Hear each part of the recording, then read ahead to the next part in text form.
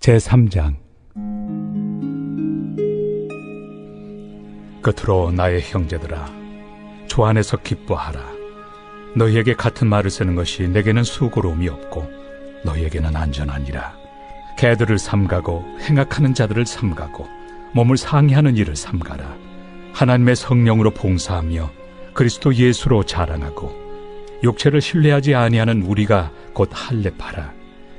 그러나 나도 육체를 신뢰할 만하며 만일 누구든지 다른 이가 육체를 신뢰할 것이 있는 줄로 생각하면 나는 더욱 그러하리니, 나는 8일 만에 할례를 받고 이스라엘 족속이요 베냐민 지파요 히브리인 중에 히브리인이요 율법으로는 바리새인이요 열심으로는 교회를 박해하고 율법의 의로는 흠이 없는 자라. 그러나 무엇이든지 내게 유익하던 것을 내가 그리스도를 위하여 다 해로 여길 뿐더러 또한 모든 것을 해로 여김은 내 주 그리스도 예수를 아는 지식이 가장 고상하기 때문이라. 내가 그를 위하여 모든 것을 잃어버리고 배설물로 여김은 그리스도를 얻고 그 안에서 발견되려 함이니, 내가 가진 의는 율법에서 난 것이 아니요 오직 그리스도를 믿음으로 말미암은 것이니 곧 믿음으로 하나님께로부터 난 의라.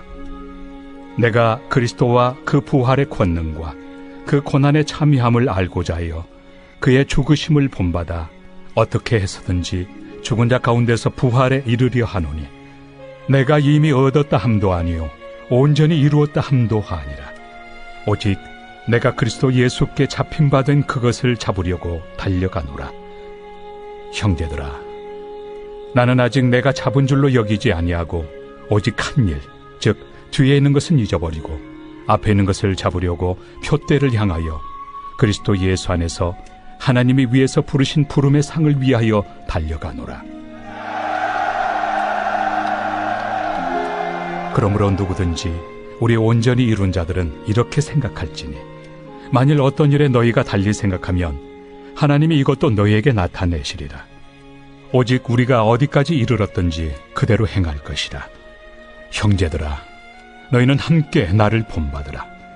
그리고 너희가 우리를 본받은 것처럼 그와 같이 행하는 자들을 눈여겨보라. 내가 여러 번 너희에게 말하였거니와 이제도 눈물을 흘리며 말하노니, 여러 사람들이 그리스도의 십자가의 원수로 행하느니라. 그들의 마침은 멸망이요 그들의 신은 패요 그 영광은 그들의 부끄러움에 있고 땅의 일을 생각하는 자라. 그러나 우리의 시민권은 하늘에 있는지라. 거기로부터 구원하는 자 곧 주 예수 그리스도를 기다리노니, 그는 만물을 자기에게 복종하게 하실 수 있는 자의 역사로 우리의 낮은 몸을 자기 영광의 몸의 형체와 같이 변하게 하시리라.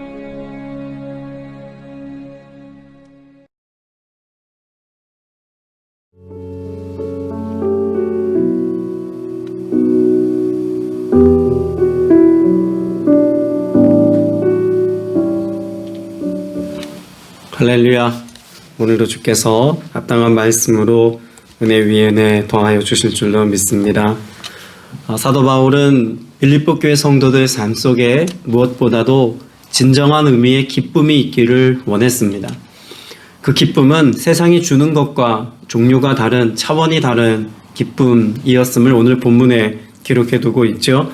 1절 말씀에 보면 끝으로 나의 형제 자매 여러분 주 안에서 기뻐하십시오 라고 말합니다. 여러분, 여기 사도 바울이 말하고 있는 기쁨이라고 하는 것은 이 땅에서 내가 무언가를 조금 더 얻었을 때 느끼는 그런 종류의 기쁨이거나 내가 열심히 노력하고 수고하여서 그 성과와 그 대가를 충분히 받았을 때 누리게 되어지는 그런 종류의 기쁨을 말하고 있는 것이 아닙니다. 여기서 말하는 기쁨은 주님이 우리에게 허락하신 내 노력과 수고 여하에 딸린 것이 아니라 하나님께서 전적으로 베푸신 은혜로 인하여 우리가 누리는 기쁨이다라고 하는 것을 말하고 있죠. 자, 그래서 우리가 이 기뻐하십시오라고 하는 말 앞에 아주 중요한 또 의미심장한 명제를 우리가 먼저 보아야 합니다. 어떻게 기뻐하라고 말씀하고 있나요? 주 안에서라고 말씀하고 있습니다. 주 안에서. 빌립보서 3장 말씀에서 계속 반복되어지고 있는 그런 고백이 바로 주 안에서죠. 3절 말씀에도 보면 그리스도 예수 안에서라고 말합니다. 또 14절 말씀에도 보면 그리스도 예수 안에서라고 말합니다. 사도 바울은 무엇보다도 우리 지체들이 누리는 기쁨은 그리스도 안에서 누리는 기쁨이다 라고 하는 사실을 강조하죠. 자, 그러면 생각해 보아야 합니다. 스스로에게 한번 질문해 보십시오. 나는 주 안에서의 삶을 살고 있는가? 여러분 어떻습니까? 주 안에서의 삶을 살고 있습니까? 여러분 그러면 먼저 또 이렇게 질문해 봐야겠죠. 그러면 주 안에서 산다는 것이 뭘까요? 교회 다니는 것이 주 안에서의 삶인가요? 아니면 우리가 열심히 주님께서 주신 교회 공동체 안에서 맡겨주신 어떤 일들을 성실히 하고 또 복음에 합당한 열매를 맺기 위해서 우리가 복음적인 어떤 사역들을 감당하는 것이 주 안에서의 삶의 모습이라고 말할 수 있을까요? 물론 그것도 우리가 주 안에서 살아가는 삶의 일부입니다. 그러나 성경이 말씀하고 있는 복음이 우리에게 설명하고 있는 그런 주 안에서의 삶의 본질을 설명하기에는 너무나 턱없이 부족한 설명들입니다. 사도 바울은 오늘 본문 말씀에서 주 안에서라고 하는 의미를 설명하고 있을까요? 오늘 말씀에 보면 10절 말씀에 사도 바울은 주 안에서의 삶이 무엇인가를 명확하게 우리에게 가르쳐주고 설명하고 있습니다.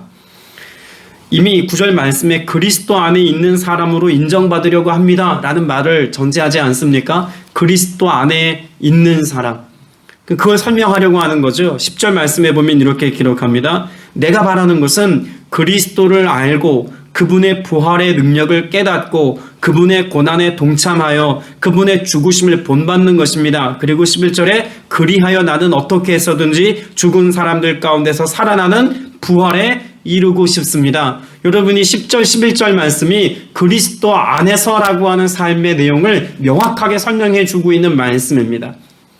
여러분 이렇게 생각해 보십시오. 예수 그리스도께서 우리를 위하여 십자가에 죽지 않으셨다면 무엇도 없습니까? 부활도 없습니다. 예수 그리스도의 부활을 이야기하자면 반드시 무엇이 전제되어져야 합니까?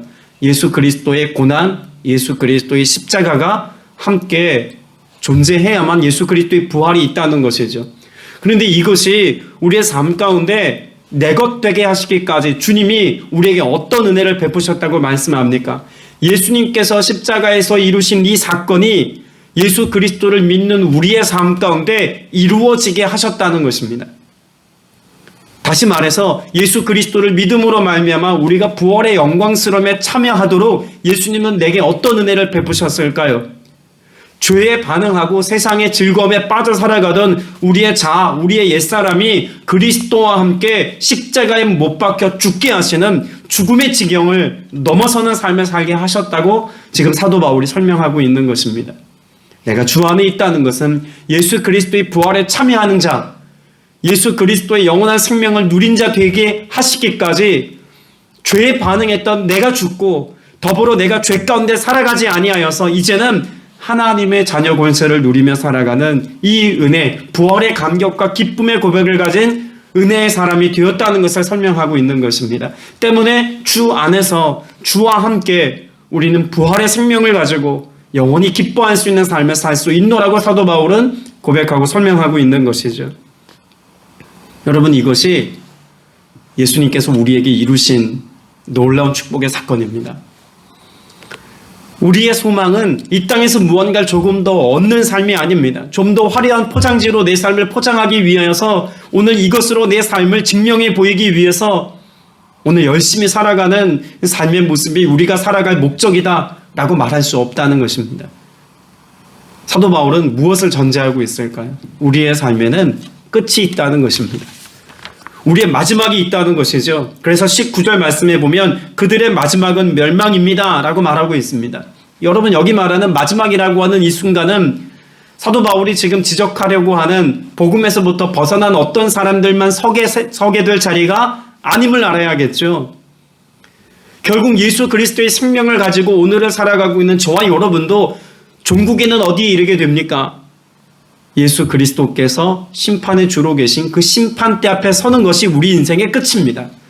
여러분 오해하지 마십시오. 우리 인생의 끝은 죽음이 아닙니다.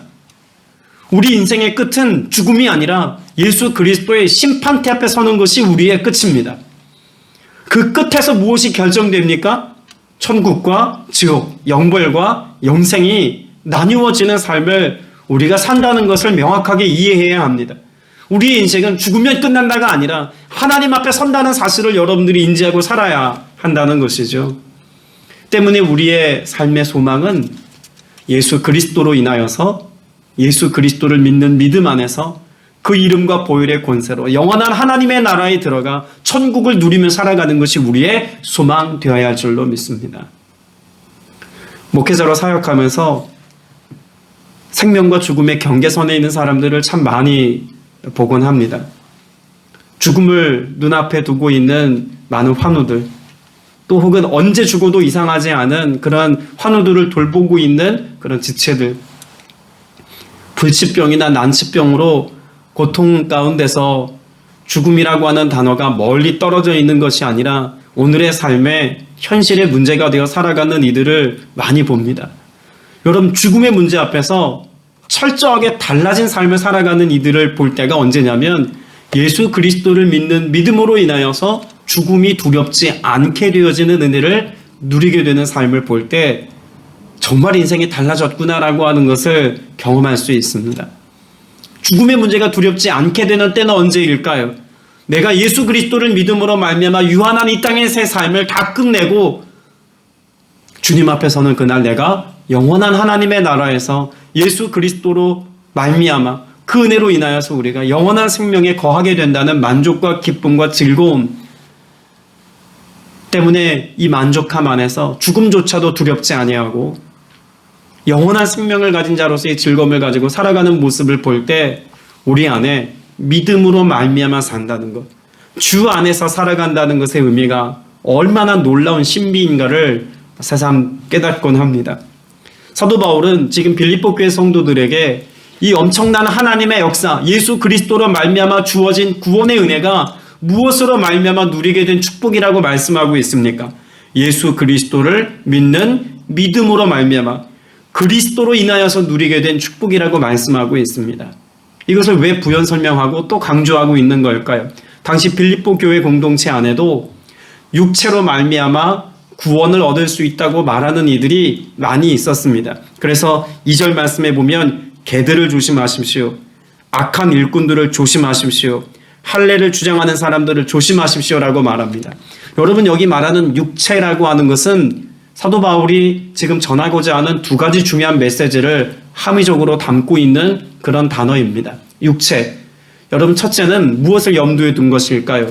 넓은 의미에서는 율법을, 좁은 의미에서는 할례를 의미합니다.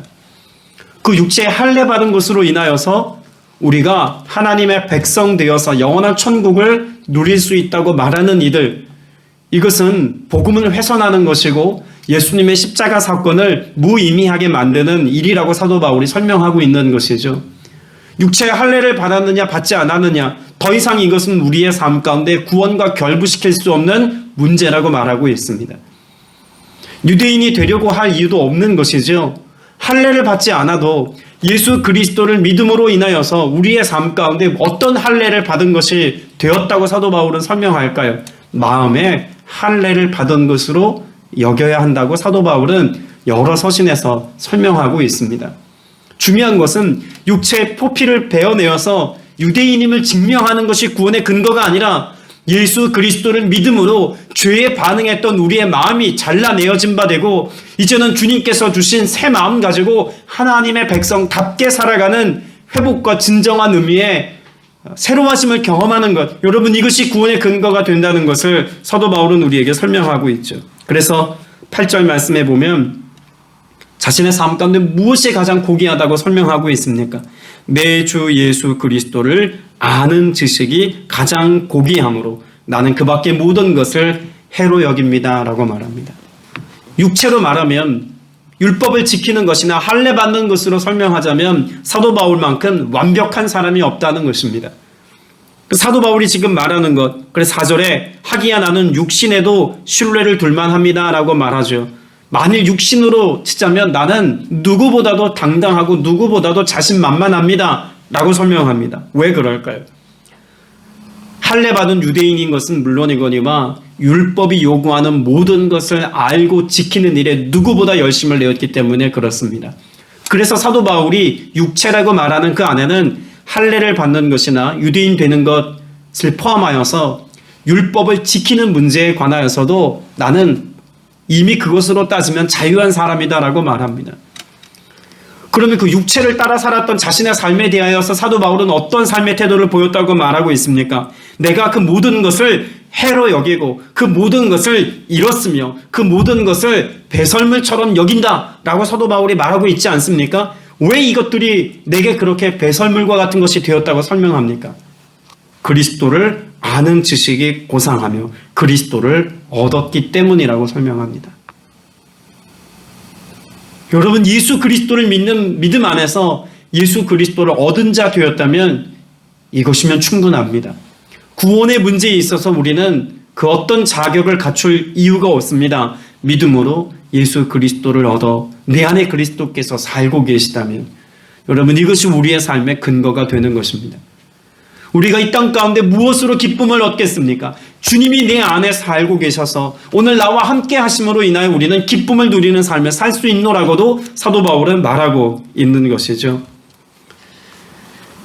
때문에 사도 바울은 12절 이하에서 우리의 삶을 경주하는 달리기 선수에 비유하여 말하고 있습니다. 12절 이하에 보면 나는 이것을 이미 얻은 것도 아니며 이미 목표점에 다다른 것도 아닙니다. 그리스도 예수께서 나를 사로잡으셨으므로. 여기 예수께서 나를 사로잡으셨다라고 하는 말씀의 의미는 우리가 무엇을 먼저 전제해야 하냐면 달리기 선수가 달리기를 하다가 넘어진 것을 여러분 염두에 두고 이 말씀을 읽어야 합니다.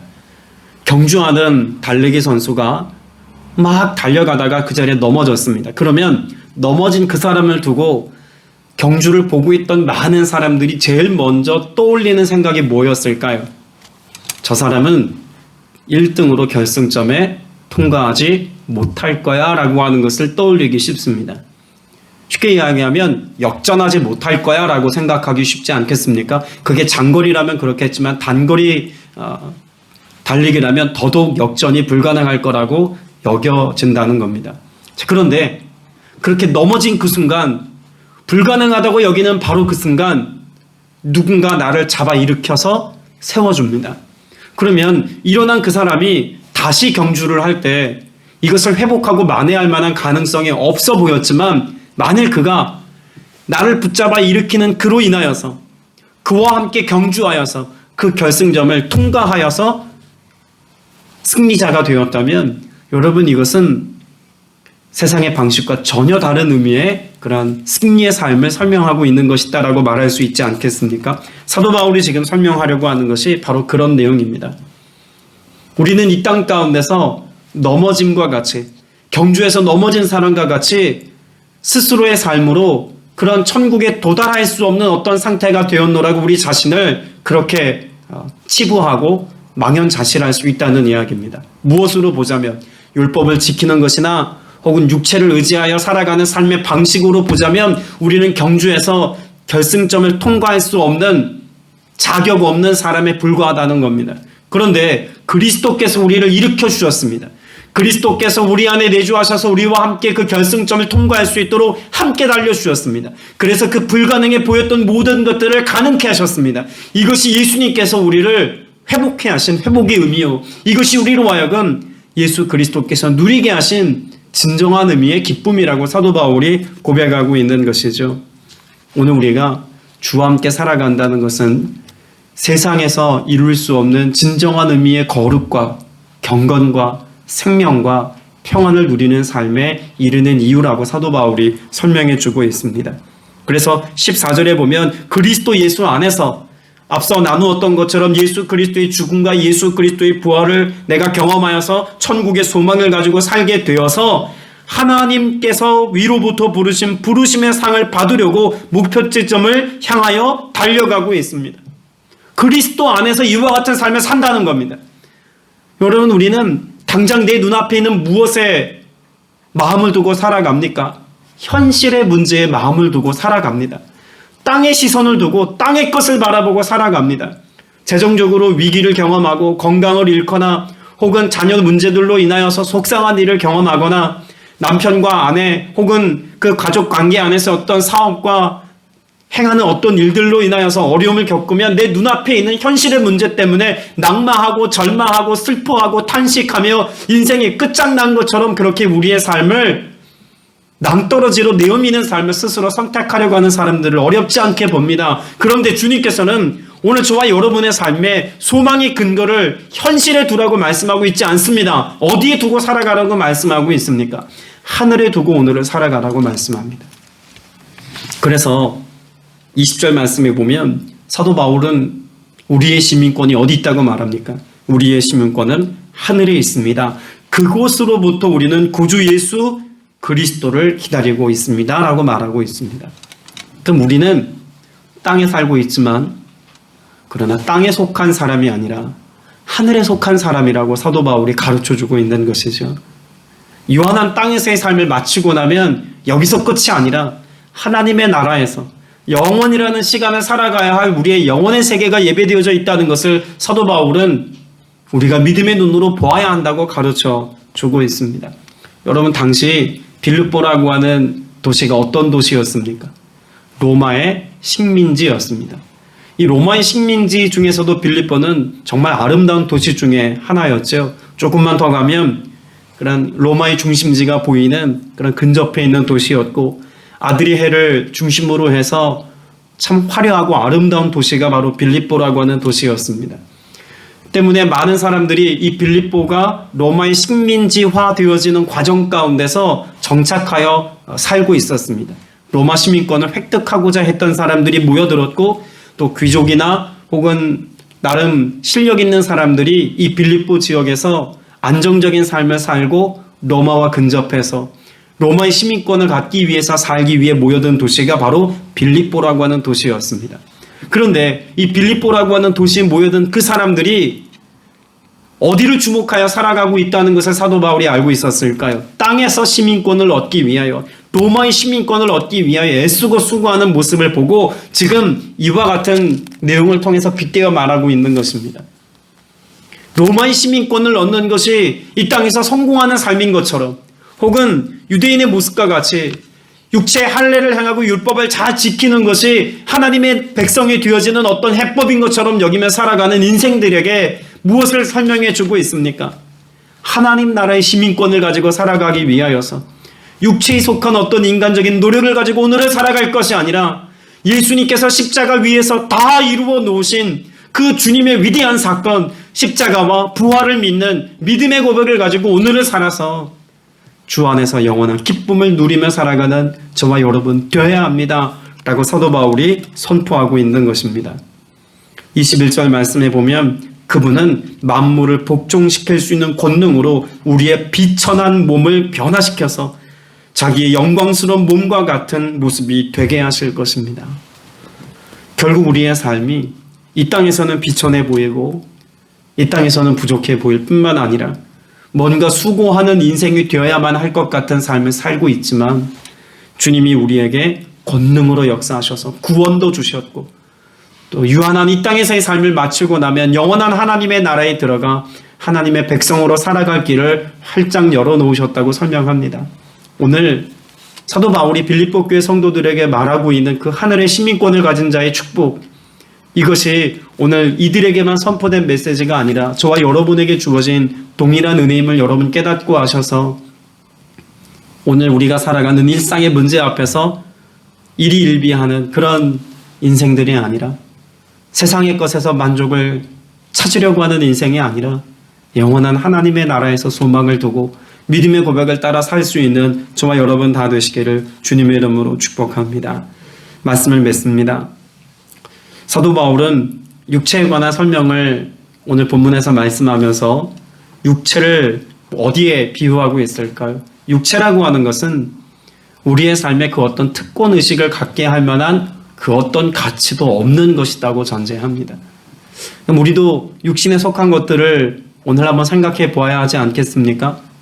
나의 자랑이 될 만한, 이 땅에서 특권의식을 갖게 만들 만한 그 무언가에 내가 매여 살고 있지는 않은가 돌아보아야 합니다. 교회 공동체 안에서조차도 우리는 특권의식을 가지려고 합니다. 뭔가 함을 통하여서 어떤 지위를 갖는 것을 통하여서 무언가 된 것처럼 여기며 살아갈 때가 종종 있습니다. 그러나 오늘 우리가 의지하고 우리가 소망할 것은 교회 안에서 어떤 직분을 받았거나 교회 안에서 무언가를 많이 행하였거나 뭐 이래서가 아닙니다. 오늘 내가 주님과 함께 살아가는 것, 주님과 동행하는 것, 주님 내 안에 살아계심으로 인하여 내가 영으로 예배하는 예배자 되어 살아가는 것. 그래서 3절에서 고백하고 있는 것처럼 하나님의 영으로 예배하며 그리스도 예수 안에서 자랑하는 인생이 되었을 때 비로소 우리의 삶에 진정한 기쁨과 만족이 있다는 것을 경험해야 할 것입니다. 오늘 여러분의 삶이 그런 나의 노력으로 이루어낸 의가 아니라 믿음으로 말미암아 주어진 하나님이 인정해 주신 의로움으로 오늘을 사셔서 하나님께 인정받는 복된 삶이 다 되시기를 주님의 이름으로 축복합니다.